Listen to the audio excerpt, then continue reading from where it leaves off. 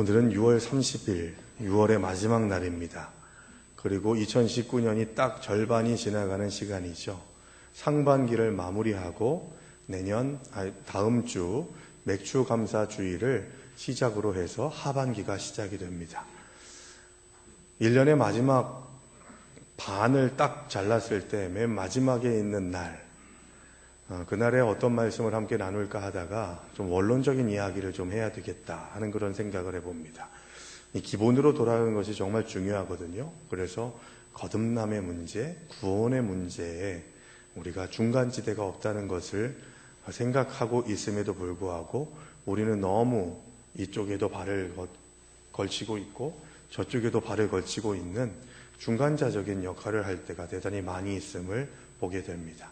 그래서 저는 오늘 이 시간 구원의 문제에 대해서 우리의 신앙 고백을 분명히 하고 앞으로 2019년의 하반기를 하나님이 기뻐하시는 삶으로 연결시키는 그런 삶을 살겠다고 결단하고 다짐하기 위해서 우리가 회색지대, 중간지대의 신앙인이 되지 않고 하나님만을 구체적으로 고백하며 여호수아가 가나안 땅에서 분명하게 죽기 거의 직전에 나와 내 집은 여호와 하나님을 섬기겠노라 라고 그렇게 고백했던 그 고백처럼 우리도 하나님만 따르겠다고 결단하고 다짐하는 믿음의 고백이 있어야 되겠다고 하는 생각으로 오늘 이 시간을 함께 나누려고 합니다. 여러분, 독일 사람들은요 거의 90몇 %에 해당하는 사람들이 자기가 이력서 같은 것을 쓸 때 종교란에 기독교라고 그렇게 씁니다. 그리고 독일인들은요, 세법에서도, 이 세금을 내는 세금법에서도 종교세라고 하는 것이 있어서 이 교회로 그 세금들을 지원해주는 그런 제도들이 있어서 거의 대부분의 독일의 국민들이 종교세를 냅니다. 헌금하는 마음으로 세금을 내기 때문에 나는 기독교인으로서 헌금도 합니다라고 하는 그런 인식들을 가지고 있죠. 그런데 독일 교회들은 텅텅 빕니다. 이 현상들을 어떻게 해석해야 될까요? 종교세를 낸다고 해서 그들이 다 기독교인일까요? 그러면 좋겠습니다. 그런데 현실적으로 봤을 때 그들은 매일매일의 삶 속에서 주님을 찾는 일들에 그렇게 집착하지 않고 마치 신앙생활을 여가생활같이 생각하게 되는, 그래서 성탄절이나 부활절이나 이런 때에만 그냥 세리모니에 참여하는 것처럼 생각하면서 예배를 드리기도 하고 또 주일 성수를 하는 것을 그렇게 중요하게 생각하지 않으면서도 나는 예수 믿는 사람이다, 그리스도인이다, 개신교인이다, 기독교인이다 라고 하는 그런 이야기를 공공연하게 한다는 겁니다. 여러분, 우리의 신앙이 어떤 신앙인가를 좀 돌아보고 2019년 하반기를 맞이할 수 있게 되기를 바랍니다. 그런 점에서 저는 오늘 요한복음 3장에 나오는 니고데모라고 하는 인물에 좀 집중했으면 좋겠다 하는 그런 생각입니다. 예수님은 공생의 3년 동안 정말 여러 사람들을 만나셨죠. 그런데 예수님을 만난 사람들의 반응은 각양각색이었습니다. 베드로와 요한 같은 사람들은 예수를 그리스도로 영접하고 헌신자가 됐습니다. 물론 부족한 것들이 참 많았고 도망가기도 했고 했지만 3년이라고 하는 시간들을 자신의 그물을 버리고 직업을 버리고 가정을 떠나서 예수를 따르는 제자의 역할을 감당했다고 하는 것 자체는 대단히 큰 결단이고 다짐이었던 것이죠. 어쨌든 그들은 헌신자로 주님을 따랐습니다. 가룟유다 같은 사람은 예수님을 배반한 사람이었죠. 떡을 먹을 때나 많은 기적을 볼 때에 수많은 군중들이 따르긴 했습니다만 예수님을 따르겠다고 하는 결단을 내려야 할 때에는 비겁하게 도망가는 일들이 비일비재했습니다. 대제사장 문중과 바리새인들과 율법학자들은 적극적으로 예수님을 핍박하는 핍박자로 남아 있었습니다. 예수님에 대한 이런 반응들은 2000년이 지난 지금도 별반 다르지 않은 것 같습니다. 여전히 헌신자가 있고 배신자가 있고 비겁자가 있고 심지어는 핍박하는 사람들까지도 보이죠. 그런데 오늘을 사는 많은 사람들은 헌신자나 핍박자나 배신자라기보다는 교회 안에서를 얘기하는 거죠. 오히려 니고데모 같은 위치를 고수하는 사람들이 더 많아 보입니다.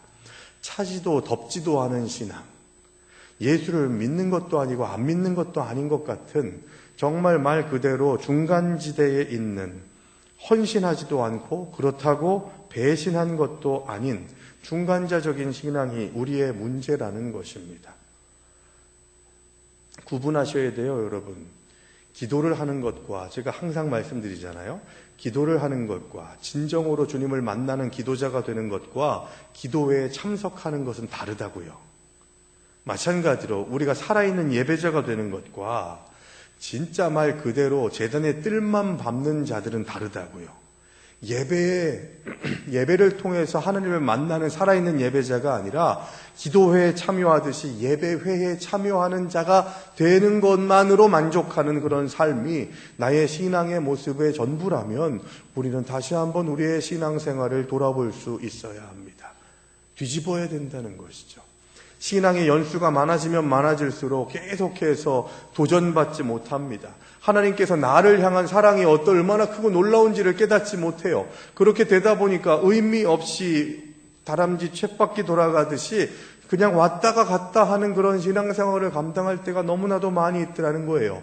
봉사합니다. 헌신합니다. 그러나 거기에 기쁨이 없고 감사가 없고 내가 왜 이런 봉사와 헌신을 하는지에 대한 인식이 없으니까 어떤 때 즐겁고 기쁘고 내가 좀 업돼 있을 때는 아무 문제가 되지 않는데 조금이라도 나에게 상처가 있고 문제가 있는 이 상황으로 환경으로 바뀌게 되면 불평하고 불만하고 쓰러지게 되는 일들이 일어나는 이유가 본질적으로 내가 예배드리는 이유가 무엇인지, 헌신하고 봉사하는 이유가 무엇인지, 기도하고 전도하는 이유가 무엇인지를 인식하지 못하는 상태에서 내가 할 수 있는 정도, 이제까지 해왔던 대로만 하겠다는 생각들 속에서 살게 되다 보니까 우리의 신앙생활이 역동적이지 못하고 하나님이 기뻐하시는 열매를 맺지 못하게 되더라는 겁니다. 요한복음 3장에 등장하는 이 니고데모라는 사람이 바로 그런 상태에 있었던 사람이에요.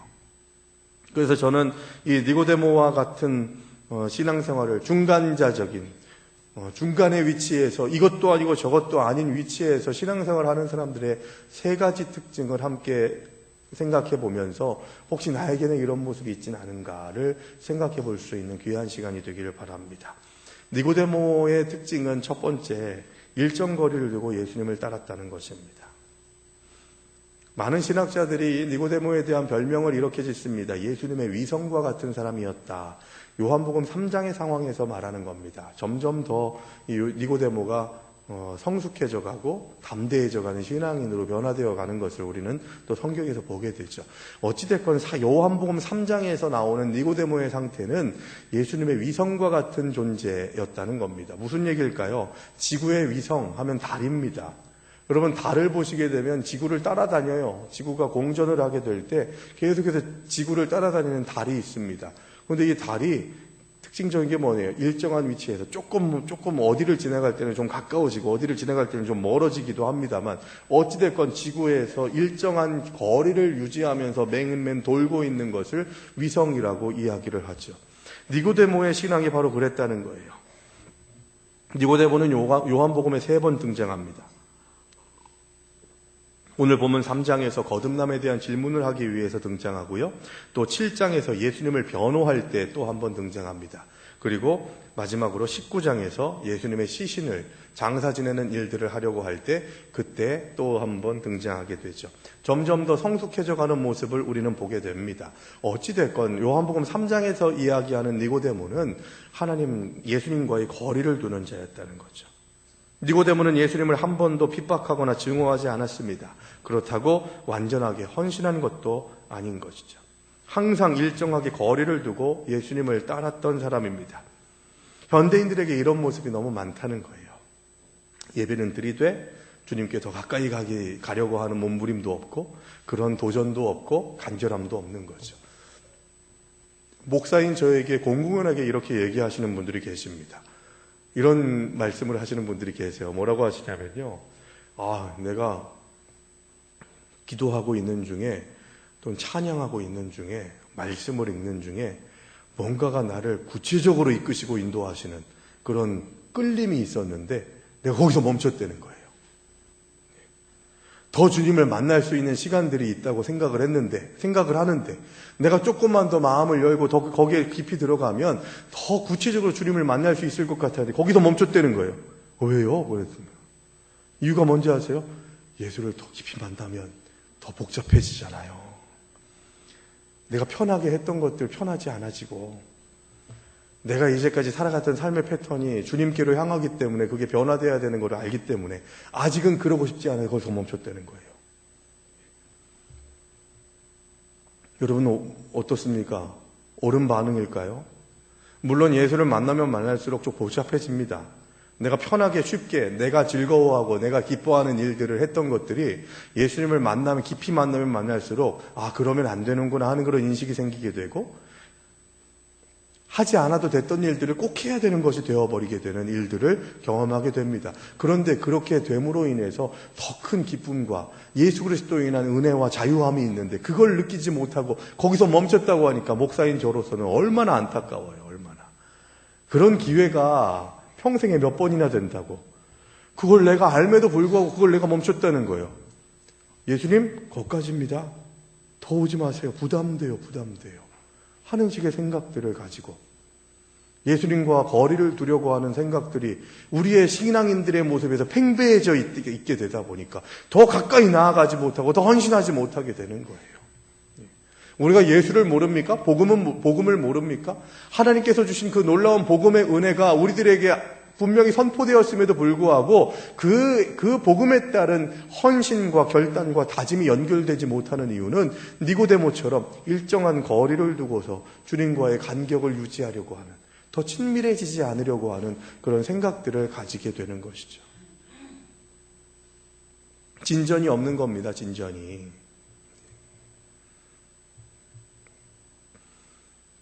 그러므로 주님 앞에 이번 2019년 하반기는 한 걸음씩 더 가까이 나아가는 저 여러분들 되시기를 주의 이름으로 축원합니다.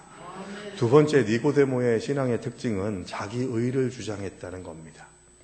니고데모는 율법의 의인이라고 인정을 받는 사람이었습니다. 유대인 관원, 이 관원이라는 얘기는 이 사내들인 공의회의 공의원이라는 거예요. 그러니까 지금으로 말하면, 우리로 말하면 국회에 들어가 있는 국회의원이라는 것이죠.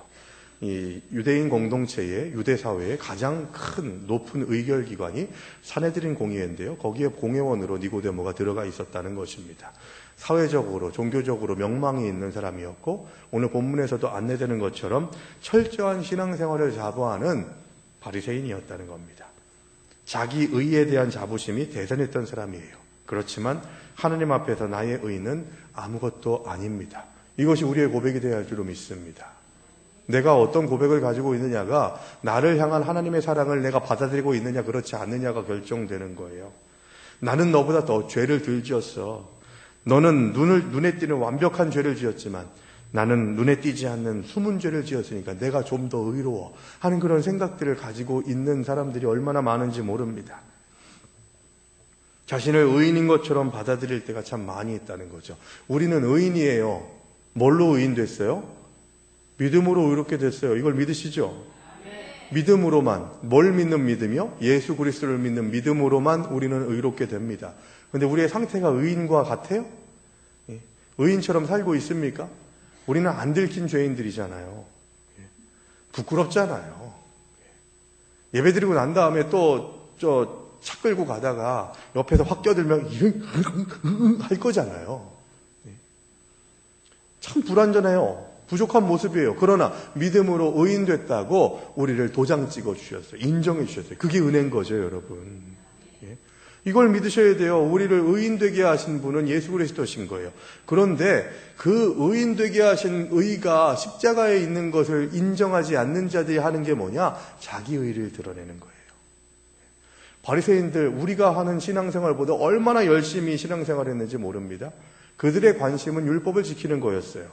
아침, 점심, 저녁 다 시간마다 내가 종교적으로 해야 될 일들이 무엇인가를 계속해서 집중했던 사람들이에요. 그런데 예수님께서는 이 바리새인들을 놓고 뭐라고 얘기합니까? 회칠한 무덤이라고, 독사의 자식들이라고 그렇게 말씀하십니다. 그들의 열심 있는 신앙을 인정했습니까? 안 했습니까? 안 하신 거죠, 예수님께서. 왜 그럴까요? 이런 얘기 제가 많이 했죠. 신앙인과 종교인의 차이를 우리가 생각해야 된다고요. 이 바리새인들은 열심히 있는 종교인이었지 신앙인은 아니었다는 겁니다. 그 무슨 차이가 있을까요? 예수 그리스도 안에서 내가 살아가는 삶 속에서 하는 행동과 결정과 결단들이 예수님의 영광을 위한 일이라면 신앙인, 나의 영광을 위한 삶을 살아가는 것이라면, 내가 드러나는 삶을 살아가려고 하는 것이라면, 하나님께 있는 주도권을 내가 행사하려고 하는 생각을 가지게 될 때, 그때 우리는 하나님을 등지고 자기 의에 빠진 바리새인과 같은 삶을 살아가게 된다는 겁니다. 여러분, 복음이 뭐예요? 복음. 여러 가지 생각으로 이렇게 표현할 수 있겠지만, 복음이라고 하는 것에 대한 대답을 할 때 빠지면 안 되는 게 있습니다. 그게 뭐죠?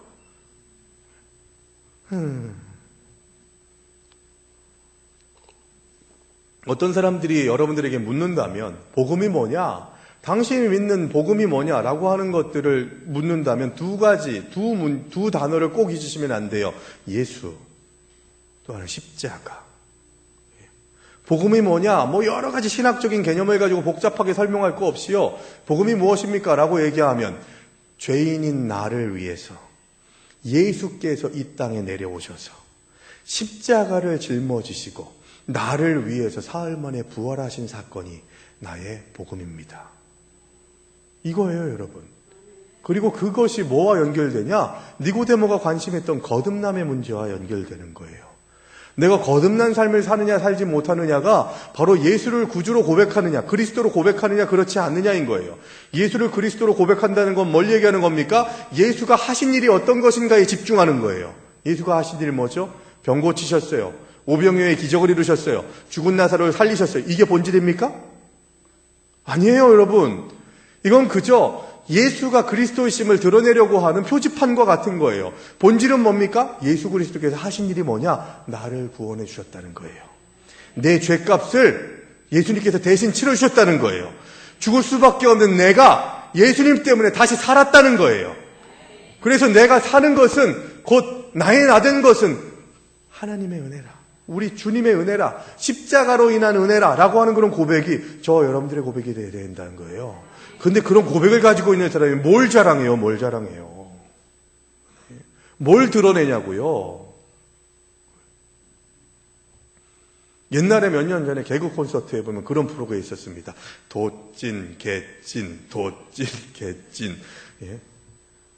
여러분, 전과 10범인 사람이 전과 5범한테 야, 나는 너보다 좀 더 큰 죄인이야 라고 그렇게 말하는 거 좀 우습잖아요.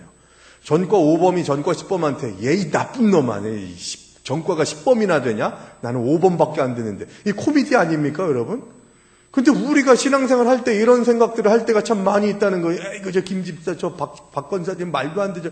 아이고.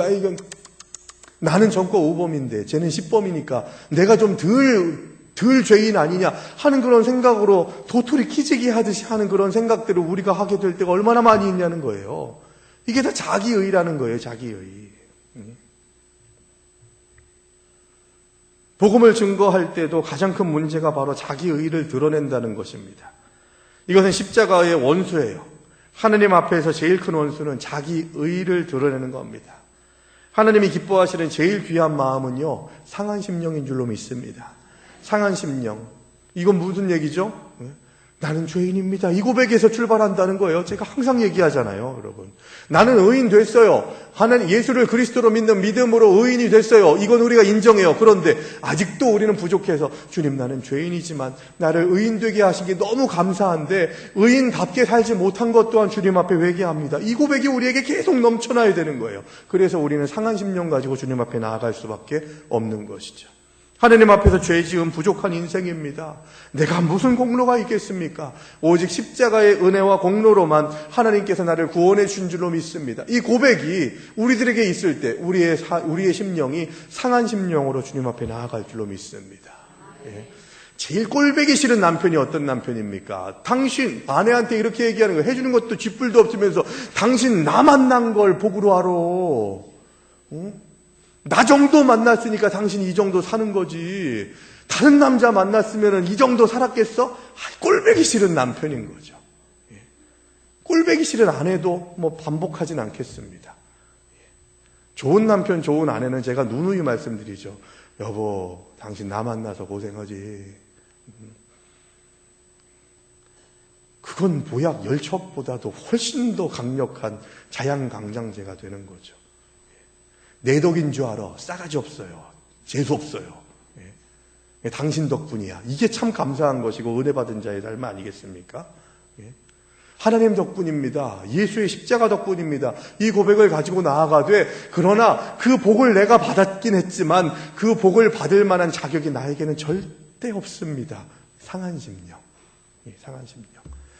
팔복에서 첫 번째로 나오는 심령이 가난한 자는 복이 있나니, 이게 상한 심령인 거예요. 상한 심령. 주님밖에 없습니다.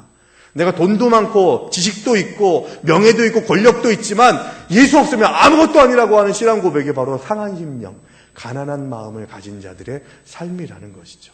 이게 회복되어야 되는 거예요. 이렇게 돼야만 자기의가 무너질 수 있게 된다는 겁니다. 자기의가 아니라 십자가의 의로 살아가시는 2019년 하반기 되시기를 바랍니다. 마지막 세 번째는 영적인 것에는 관심이 없고 표적에만 관심이 있었던 니고데모의 신앙을 봅니다. 2절을 다시 한번 보시면요. 그가 밤에 라고 얘기합니다. 그가 밤에, 부끄러워서 그런 거예요. 그가 밤에. 같이 한번 읽어볼까요? 화면에 나옵니다. 2절의 말씀 같이 읽겠습니다. 그가 밤에 예수께 와서 이르되 랍비여, 우리가 당신은 하나님으로부터 오신 선생인 줄 아나이다. 하나님이 함께 하시지 아니하시면 당신이 행하시는 이 표적을 아무도 할 수 없음이니이다. 자, 니고데모의 신앙 고백은 뭡니까? 좋은 선생님인 거예요. 그런데 이 좋은 선생님인 예수가 병든 자도 고치고 오병이의 기적도 행하고 죽은 자도 살린다고 하니까 우와, 신기하네, 대단하네 라고 하는 그런 생각으로 예수님께 관심을 가지는 거예요. 예수를 그리스도로 고백하기 이전의 단계는요, 그저 흥미로운 것일 뿐입니다. 여기에 우리가 머물러서는 안 되는 거죠. 그러면서 니고데모가 뭐라고 얘기합니까? 당신이 행하시는 이 표적을 아무도 할 수 없음이니이다. 이 얘기는 뭐에 집중했다는 거예요? 이 표적을 행하시는 예수께 집중했다는 것이 아니라 예수로 인해 나타나는 현상에 집중했다는 거예요. 예수를 바라봐야 되는데, 와, 저 사람하고 같이 있으면 신기한 일들을 보게 되네 라고 하는 그런 생각을 가지고 있는 것이죠.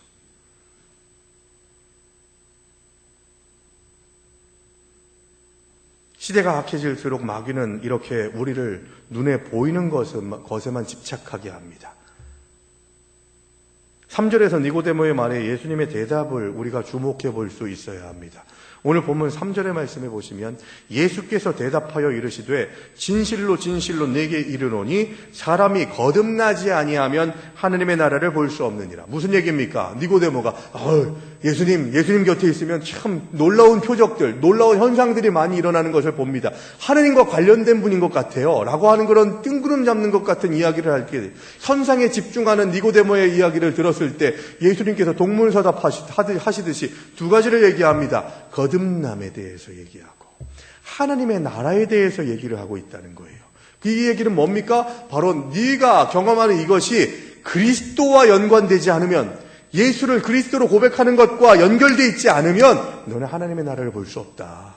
하나님의 나라 사람이 되지 못한다. 그 얘기를 하고 있는 거예요. 니고데모는 표적에 관심을 보이는데 예수님은 말을 돌려서 거듭남과 하나님의 나라에 대해서만 말씀하고 있어요. 네가 율법의 의인이라고 자부하고 표적에만 관심이 있지만 진정으로 필요한 것은 그것이 아니라 너의 속사람이다. 속사람이 깨어 있어야 되고 속사람이 변화되어야 한다라고 하는 것을 말씀하고 있는 것입니다. 다시 말하면 하나님의 말씀과 의로 인해서 거듭남이 필요하다는 것을 보여주고 있는 거예요. 우리는 어떻습니까? 우리도 이 땅과 표적과 보이는 것에만 관심을 가지고 있지는 않습니까? 오늘 당하게 되는 아픔과 문제들, 물론 아프죠, 힘들죠, 나를 고통스럽게 하죠. 그런데 그게 다가 아니라는 거예요. 여러분, 사탄이 제일 좋아하는 게 뭔지 아십니까? 문제 안에 갇혀 있는 겁니다. 문제 안에 갇혀 있으면 문제밖에 안 봐요. 문제보다 더 크신 하나님, 우리가 몇 년 전, 2년 전인가 그때 같이 했던 표어 있죠. 문제보다 더 크신 하나님을 바라보라. 하나님께서 우리들에게 주신 귀한 은혜가 얼마나 많은데 지금 눈앞에 보이는 문제들 때문에 영원하신 하나님을 만나지를 못한다는 겁니다. 누가복음 10장에 보니까 예수님의 제자들이 복음을 증거하고 난 다음에 자랑스럽게 이야기합니다. 예수님, 귀신들도 예수님의 이름에 항복하는 것을 우리가 봤습니다. 얼마나 놀라운 일이에요. 너무 자랑스럽고 귀한 일 아니겠습니까? 그래서 고무되어 있는 거예요, 제자들이. 그 고무되어 있는 제자들에게 예수님께서 대답하십니다. 누가복음 10장 18절에서 20절의 말씀 제가 읽을 테니까 한번 들어보세요. 예수께서 이르시되 사탄이 하늘로부터 번개같이 떨어지는 것을 내가 보았노라. 내가 너희에게 뱀과 전갈을 밟으며 원수의 모든 능력을 제어할 권능을 주었으니 너희를 해칠 자가 결코 없으리라. 그러나 20절이 중요합니다. 그러나 그런 여러 가지 예수의 이름으로 감당할 수 있는 여러 가지 현상들을 내가 너희에게 능력으로 줬다. 그러나 귀신들이 너희에게 항복하는 것으로 기뻐하지 말고 너희의 이름이 하늘에 기록된 것으로 기뻐하라. 이 얘기 뭡니까, 여러분? 귀신을 내쫓아요. 병든 사람이 고쳐져요. 여러 가지 문제들이 해결돼요. 그런데 그것이 예수와 관계 있냐? 그 얘기하는 거예요. 거듭난 내가 하는 일이 예수 그리스도께 영광이 되고 하나님이 기뻐하시는 삶으로 드리는 예배가 되고 있느냐, 이거 묻고 있는 거예요. 그게 아니면 거듭남의 문제를 해결받지 못했다는 거예요. 네가 그렇다면 그 문제가 해결되지 않는다면 너의 삶은, 너의 시간은 하나님 나라가 될 수 없다라고 말씀하고 있는 거죠.